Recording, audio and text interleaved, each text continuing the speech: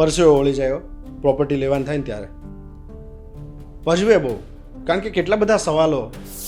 પહેલાં તો પૈસા, પછી લોન, પછી ડોક્યુમેન્ટ, એની ટેકનિકલ સમજદારી. હવે આ બધી સમજણ ના હોય ને એટલે આપણે મૂંઝાઈએ. હવે એનું પૂછવાય કોને જવું, કારણ કે આપણી આજુબાજુમાં જે હોય ને એને અડધું જ નોલેજ હોય, એટલે એને સમજણ હોય એટલું આપણને સમજાવે. મારે આવો જ કંઈક મૂંઝારો હતો અને મેં સવાલ કર્યો મારા મિત્રને. એમને હું એમના નોલેજના કારણે પ્રોપર્ટીના ડૉક્ટર કહું છું. આમ તો અભ્યાસમાં એ ડૉક્ટર છે જ, ગુજરાતના સૌથી નાની વયના પીએચડી થનાર વ્યક્તિ છે, પણ જમીનને એમણે જાણે કે ડૉક્ટરેટ કર્યું હોય ને જમીનમાં, મિલકતમાં, એટલું બધું નોલેજ છે. તો એમણે મને એક 6 પાનાની PDF મોકલી અને મને સમજાવ્યું કે આ બધી જ વસ્તુઓ વાંચી લે, આટલું ધ્યાન રાખવાનું પ્રોપર્ટી લેતી વખતે. એટલે પહેલાં તો આપણે વિચાર જ માંડી વાળી એક નથી લેવી ભાઈ. પછી એ સમજાવે કે ના, કયા કારણથી આપણે પ્રોપર્ટી લેવી જોઈએ.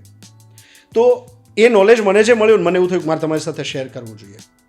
તો આવો આપણે એક સિરીઝ શરૂ કરીએ જેનું નામ છે ટાઇટલ ક્લિયર ટોક્સ.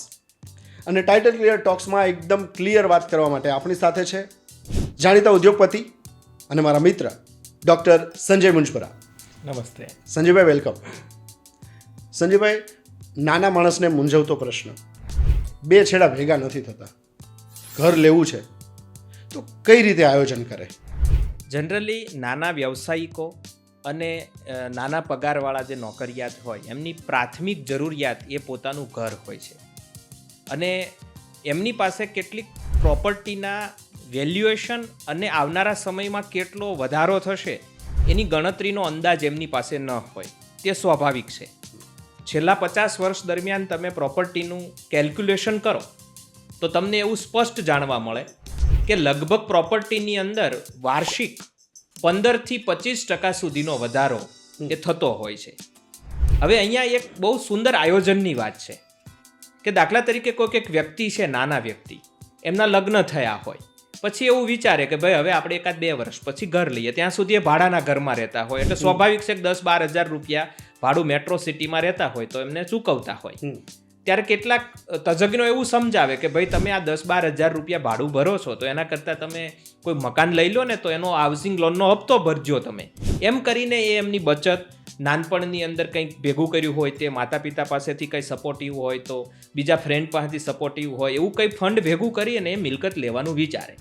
એટલે કોઈ પણ નજીકના એ વિસ્તારમાં એ સાઇટ ઉપર જઈ અને એની માહિતી માંગે તો એવું એસ્ટિમેટ એવું આવે કે ભાઈ 35 લાખ રૂપિયાનું 2 BHK મકાન એમને પસંદ આવે છે. પછી એ ઘરે આવે તો વિચારે કે ભાઈ મારી પાસે બધું આયોજન લોન સાથે કરું તો 25 લાખ રૂપિયા થાય છે, મારી પાસે 10 લાખ રૂપિયાની વ્યવસ્થા થતી નથી. એટલે સ્વાભાવિક છે કે એ મુદ્દો છે એને સ્કીપ કરશે અને વળી પાછા એ ધંધા, રોજગાર, નોકરીઓ એમાં એ લાગી પડશે. વળી પાછું 2 વર્ષ થાય એટલે એ 10 લાખ રૂપિયાની વ્યવસ્થા કોઈ બચતથી કોઈની પાસેથી લઈને એ વિચારે કે ચલો હવે આપણી પાસે 35 લાખ રૂપિયા થઈ ગયા છે તો આપણે હવે પછી આ 2 BHK ઘરની જે રિક્વાયરમેન્ટ છે એ આપણે જોઈ લઈએ. તો એ વળી પાછા એ નવા બિલ્ડિંગ એરિયામાં, એ જ એરિયામાં બીજી સાઇટોની તપાસ કરવા જાય તો એ ભાવ પૂછે તો કે 55 લાખ રૂપિયા છે. હવે એનો અંદાજ જ નહોતો. સ્વાભાવિક છે કે ભાઈ એટલી તો ખબર હોય કે ભાઈ મિલકતનો ભાવ વધે તો 35 લાખના કદાચ 40 લાખ થશે, 42 લાખ થશે એમ, પણ 55 લાખ રૂપિયા થયા તો હવે એને જે ગેપ પહેલા 10 લાખનો હતો એ 20 લાખનો થઈ ગયો. એટલે એ એમના માટે કવર કરવું એ મુશ્કેલ છે.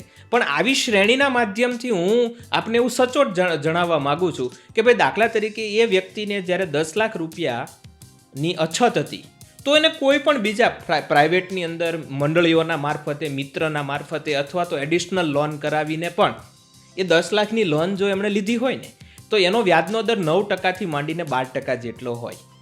જ્યારે પ્રોપર્ટીનો ભાવ વધારો છે 15%થી માંડીને 25% સુધીનો છે. એટલે અહીંયા પાતળી એક ભેદરેખા છે. અહીંયા વસ્તુ માત્ર આયોજનની અને નોલેજની છે. જ્યારે 10 લાખ રૂપિયા ભેગા કરવામાં એને જે મહેનત કરવાની હતી એ બહુ ઓછી હતી. હવે એને જે 20 લાખ રૂપિયા ભેગા કરવામાં અઢળક મહેનત કરવાની છે. તો આવી શ્રેણીના માધ્યમથી જે નવા ગ્રાહકો છે એને આપણે એવું સૂચન કરીએ છીએ કે ભાઈ દાખલા તરીકે તમારું ફાઇનાન્શિયલ પ્લાનિંગ જ્યારે અટકતું હોય, એમાં ખાસ કરીને 5-10 લાખ કે 15 લાખ રૂપિયા માટે અટકતું હોય તો ઘણા એવા સોર્સ હોય છે કે તમે કોઈ મંડળીના સભ્ય હોય તો ત્યાંથી તમને 4-5 લાખની લોન મળે, કોઈ સગા સ્નેહી હોય ને એ તમારી ક્રેડિટ ઉપર કે કોઈના ઓળખાણના કારણે તમને 5-7 લાખ રૂપિયા 1% વ્યાજના દરે આપે તો પણ 12% વાર્ષિક વ્યાજ થતું હોય છે. અને વળી પાછી ક્યાંક નાની મોટી ધિરાણ મંડળીઓનો આપણે સહારો પણ લઈને પણ આ કામ કરી શકીએ છીએ. એટલે પ્રોપર્ટી ખરીદવી એ મૂલ્યવર્ધિત પ્રોપર્ટીને ખરીદવા જેવી વાત ચાલે છે. એટલે એને જેટલી અર્લિયર ખરીદી શકાય એ આયોજન ભવિષ્યની અંદર ખૂબ આગળ પડતું હોય છે. વડીલો જે કહી ગયા છે કે દેવું કરીને ઘી પીવાય, લોન લઈને પ્રોપર્ટી લેવાય ખરી? મારી જેટલી સમજણ છે એ પ્રમાણે આને જોખમનો મુદ્દો કહેવાય.